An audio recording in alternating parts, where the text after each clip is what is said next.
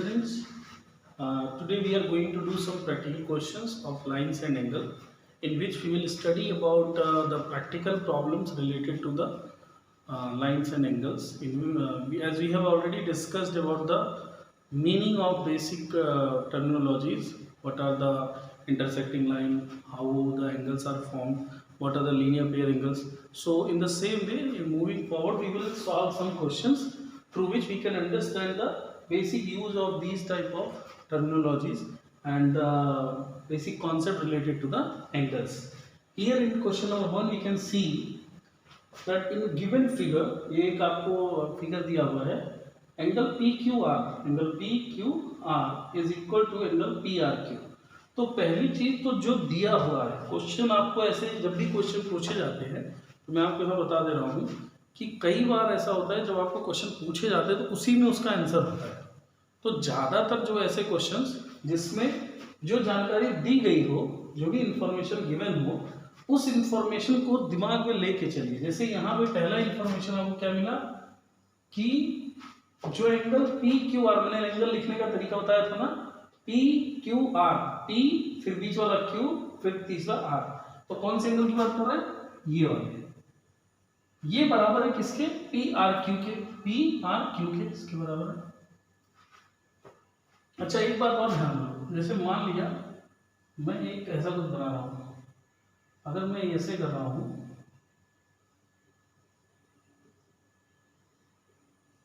इसका मतलब क्या होगा? जैसा साइन जिस तरीके से किसी एंगल पे बनाया गया और उसी तरीके से दूसरे पे बनाया गया, इसका मतलब होता है कि ये दोनों इक्वल है। ये दोनों क्या है? इक्वल है। जैसे यहाँ डबल लाइन है, यहाँ पे भी डबल लाइन एंगल के, तो ये दोनों इक्वल है। ठीक है, ये ट्रिपल लाइन है, ये ट्रिपल है, तो ये दोनों इक्वल है। तो सेम बात यहाँ पे मैंने अगर इतना भी लिख दिया, जैसे मान लिया मैं कोई ट्रायंगल बनाऊं, यहाँ डबल कर दिया, यहाँ सिंगल, यहाँ सिंगल, ये एंगल का जो साइन बनता है, तो इससे क्या पता चलता है? This angle and this angle is same but this angle is different. तो इन द सेम वे मैंने क्या किया, यहाँ पे एंगल पी क्यू आर, फिर angle P R Q, angle P R Q, दोनों एंगल क्या है? सेम है।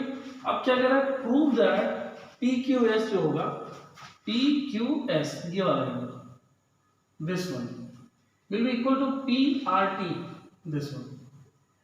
यानी ये जो है, अगर ये अल्फा है तो ये अल्फा होगा। इसने तो पहले ही कह दिया कि भाई अगर ये बीटा है तो बीटा होगा, तो गिवन है। यानी अब कुल मिला जुला करके क्या हुआ, अगर मैं देखूं तो टू प्रूव क्या है? यही कि भाई प्रूव करो पी क्यू एस जो होगा वो किसके बराबर होगा? पी आर टी के बराबर होगा। सो अगर हम बात करें तो हम लिख सकते हैं angle P Q S plus angle P Q R equal to 180 degree. बोलो क्यों? Because linear pair. कैसे हैं? Linear pair angles. देखो यूज आ गया ना। हम पहले बताए थे आपको ये पता करना पड़ेगा। अभी हमने पता किया था ना पिछली बार, लीनियर पेयर एंगल क्या होता है? जब किसी भी स्ट्रेट लाइन पे कोई एक रे होता है तो वो रे दोनों तरफ के एंगल से क्या बनाता है? टोटल 180 डिग्री बनाता है, जिसे हम लीनियर पेयर कहते हैं।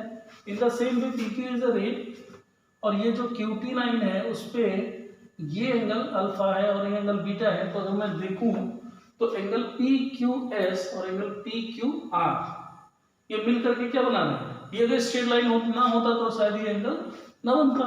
तो दोनों मिल करके 180 डिग्री बना रहे हैं। ठीक है। In the same way we can also say angle P R Q, angle P R Q plus angle P R T, P R T is also equal to 180 degree. भाई P R Q, P R T, ये वाला और ये वाला वही same बात, linear pair angle. ठीक। अब यहां पे देखो क्या होगा, मुझे प्रूफ क्या करना था? पी क्यू एस जो होगा वो किसके बराबर होगा? पी आर टी के बराबर होगा। ठीक है।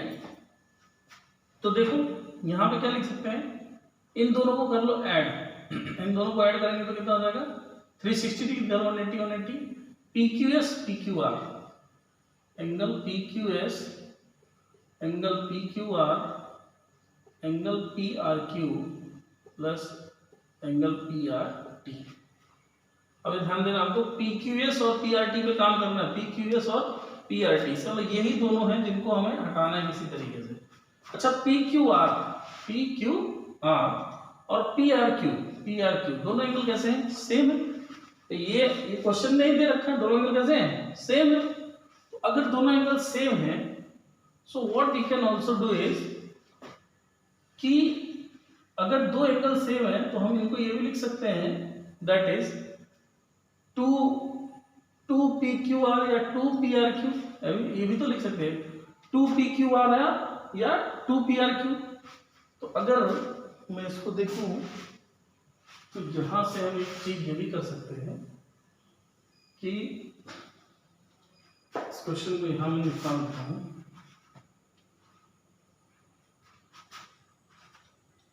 कि अगर मुझे ये प्रूव करना है PQS, जो प्रूव करना है वो दिमाग में रहना चाहिए, PRT के क्या होना चाहिए? इक्वल होना चाहिए। तो सिंपल सी बात है, if the sum of both angle is 180 degree, तो मैं कह सकता हूं कि अल्फा प्लस बीटा जो है वो क्या होना चाहिए? 180 डिग्री। इसको मान लो अल्फा डैश मान लो। तो चूंकि ये भी कितना है, तो बीटा और क्या आ जाएगा? 180 माइनस अल्फा। भाई ये दोनों का सम 180 अगर है तो ये दोनों का भी सम कितना होना चाहिए? 180 डिग्री, बिकॉज बीटा और बीटा आपस में इक्वल है। तो we can also write alpha dash plus beta equal to 180 degree. What does it mean? From equation number 1, from equation number 2 we can say, देखो ये वैल्यू बराबर है, ये वैल्यू बराबर है, इसका ये वैल्यू क्या होगी? Alpha equal to alpha dash, यानी अल्फा जो होगा वो अल्फा डैश के इक्वल होगा। कैसे होगा? फिर से समझते हैं। क्वेश्चन ने खुद ही आपको दे रखा है कि भाई PQR ये वैल्यू बीटा, PRQ ये भी बीटा, ये बराबर होंगी। क्वेश्चन दे रहा है in the given figure if का मतलब क्वेश्चन देना। क्वेश्चन पहले ही ये बात आपको बता रहा है कि भाई ये अगर है इसके इक्विवेलेंट है, तो प्रूव करो PQS ये चीज PRT इसके बराबर होगा। तो फ्रॉम लीनियर पेयर एंगल हम जानते हैं कि angle PQS and PQR equal to, ये जो चीज है PQS and PQR is equal to, अगर ऐसे देखो, is equal to PRT plus PRQ, इसके बराबर, यानी this one is equal to this. Now PQR this one is equal to PRQ, this one is equal to PQS PQR। PRQ जो होगा PQR के बराबर होगा, ये इसके बराबर होगा, तो ये कैंसिल आउट हो जाएगा, बचेगा क्या? PQS बराबर PRT, जो हमें प्रूव करना था यहां से भी आ गया। Hence proof. बात समझ में आ रही होगी? तो this is the process through which we can understand. मुझे लगता है आप लोग समझ गए होंगे, नहीं समझे होंगे तो थोड़ा सा और दिमाग लगाइए, आपको समझ में आ जाएगा। मैं एक बार फिर से इस बात को बता देता हूँ कैसे। भाई देखो, ये एंगल है P, ये है R, ये है Q। तो कह रहा है एंगल PQS मतलब अल्फा, यहाँ पर साइड में लिख देता हूँ, plus angle PQR equal to, इसको हम थीटा लिख सकते हैं, इक्वल टू, भाई ये जो होगा PQS और PQR, ये जो होगा that will be equal to angle PRQ plus angle PRT, है कि नहीं? क्योंकि ये क्या है, दोनों क्या है आपस में? Linear pair. हम क्या बताएंगे कौन सा एंगल है? Linear pair. ऐसा आपको एब्रिविएशन साइड में लिखना जरूरी नहीं है। तो अब हम ये जानते हैं कि PQS ये वाली चीज, PQR ये वाली चीज, दिस वन PQR ये वाली चीज इक्वल टू PRQ है, इक्वल टू PRQ है। इसका मतलब क्या होगा? ये बीटा तो ये भी बीटा, क्योंकि क्वेश्चन नहीं दे रखा था। इसका मतलब इस इक्वेशन से अगर मैं देखूं तो ये इसके माइनस हो जाएगा, क्योंकि इधर आएगा P कैंसिल हो जाएगा, बचेगा क्या? PQS यानी ये अल्फा इक्वल टू PRT, यानी ये अल्फा, ये भी आपस में जाओगे इक्वल होंगे। तो this one is your question through which we can understand the how we can solve the question related to the angle. Now this one is in the given figure POQ. क्या कह रहा है? POQ is a line. ये क्या है? एक line है. POQ line है, कोई बात नहीं. POQ क्या है? लाइन है. रे OR is perpendicular to the line PQ. ये जो OR रे है ये परपेंडिकुलर है. ध्यान देना, मैंने आपको कभी समझाया था परपेंडिकुलर कोई भी लाइन या कोई भी एंगल अगर परपेंडिकुलर बना रहेंगे तो ये साइन आएगा. अगर ऐसा लिखा हुआ है इसका मतलब परपेंडिकुलर नहीं है, पक्का उनसे 1-2 डिग्री कम है, तो ये चीज अगर आती है. लेकिन अगर कहीं ऐसा लिखा दिखे तो ये समझ जाओ कि वो परपेंडिकुलर के बारे में बता रहा है. नाउ सी लाइन PQ वाली जो लाइन रे OR, ये जो रे OR है इस perpendicular to the line PQ line पे OR रेज परपेंडिकुलर है, ये भी चलेगा. अगर परपेंडिकुलर इसका मतलब दिस वन इज आल्सो 90 डिग्री. Is another ray line between OP and OR. OP और OR के बीच में एक रे OS लाइन कर रही है. Prove that ROS half of QOS minus POS के इक्वल हो. अब देखते हैं कैसे आएगा. तो ध्यान से देखना है कि angle ROS plus angle SOP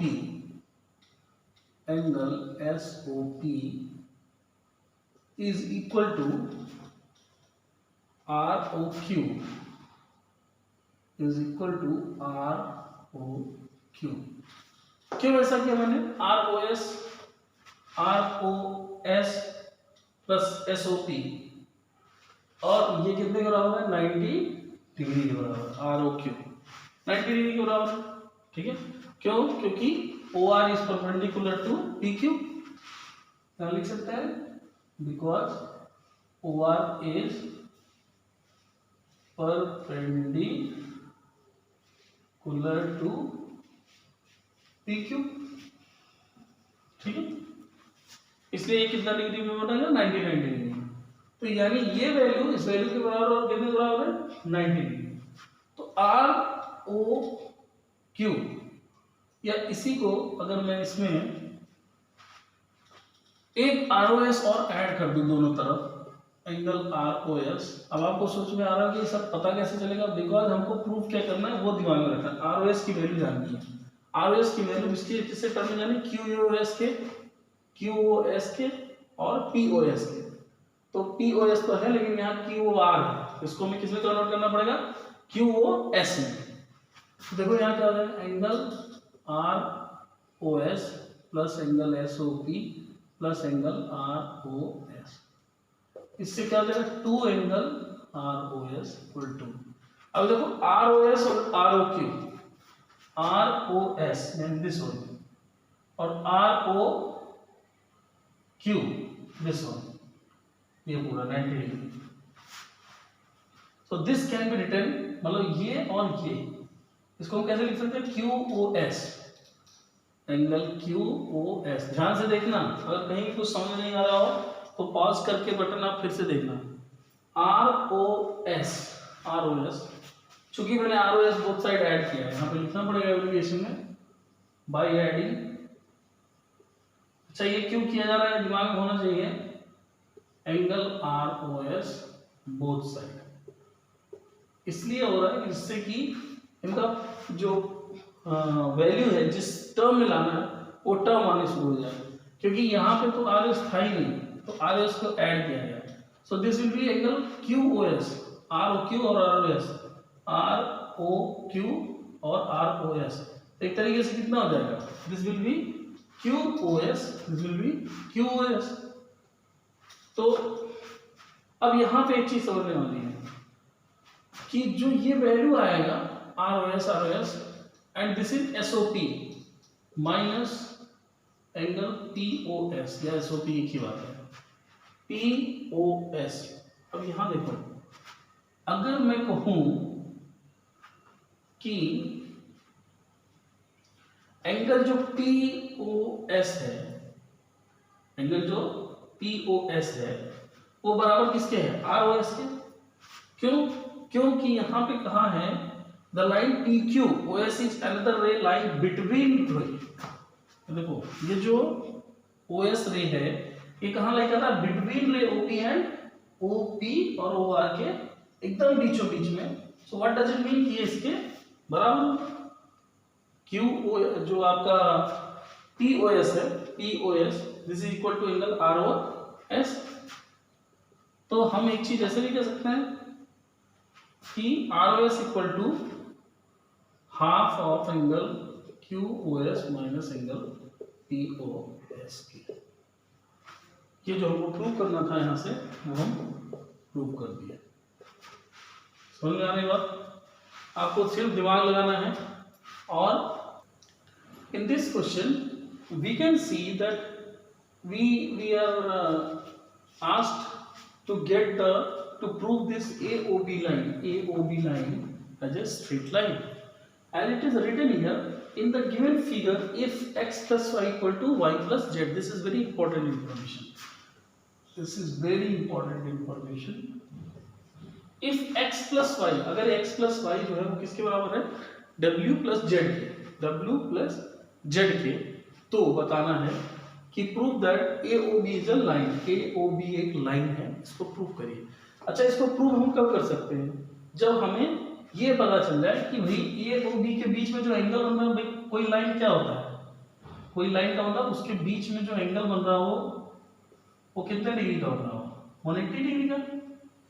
मान लीजिए मैं कहूँ कि ये एक लाइन है, इसको मैं B कर दूँ, ये गलत दिख रहा है मुझे, एक्चुअली ये ऐसे था, तो मुझे क्या करना पड़ेगा भाई, AOB 180 डिग्री कर दो, वही लाइन होती है। इसका मतलब मैं अगर x प्लस वाई की वैल्यू कितना प्रूव कर दूं, 180 डिग्री, तो AOB एक लाइन हो जाएगा। इसका मतलब मेरा टारगेट क्या है, to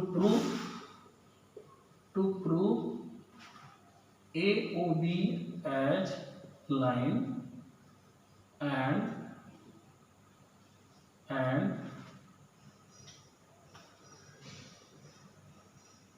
x plus Y equal to 180 degree. मतलब ये नहीं हुआ तो ये नहीं, ये हुआ तो ये नहीं, ठीक है। अब इस फिगर को जरा ध्यान से देखना, अगर मैं इसी में एक और लाइन ऐड कर दूं, या इसी को दूसरा एक फिगर बनाता हूं, ठीक है, this is your A, this is your C, this is your B and this is your D. So this is your Z, this is your O, this will be W, this will be X, this will be Y. अब अगर आप ध्यान से देखो तो इस line को अगर अप्रोच, इसको हम एक्सटेंड कर दें, AO लाइन को कहां तक, AE तक, तो यहां पर लिख सकते हैं बाय एक्सटेंडिंग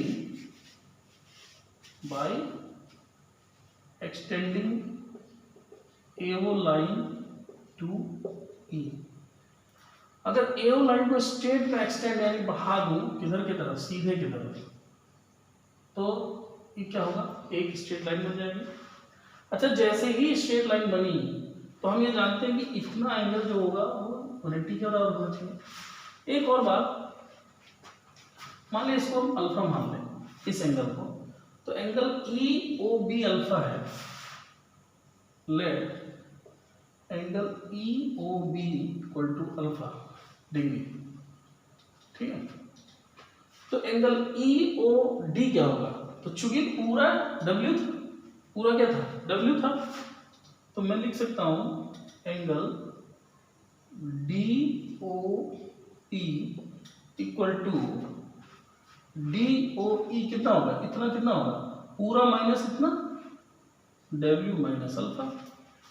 अभी ध्यान से देखना सर, इसका मतलब क्या होगा, इसका मतलब हुआ कि भाई इसको ऐड कर लो, इसको और इसको ऐड कर लो, तो ये वाली जो वैल्यू आ रही है ये बेसिकली आ रही है W माइनस अल्फा, कितना आ रहा है w माइनस अल्फा।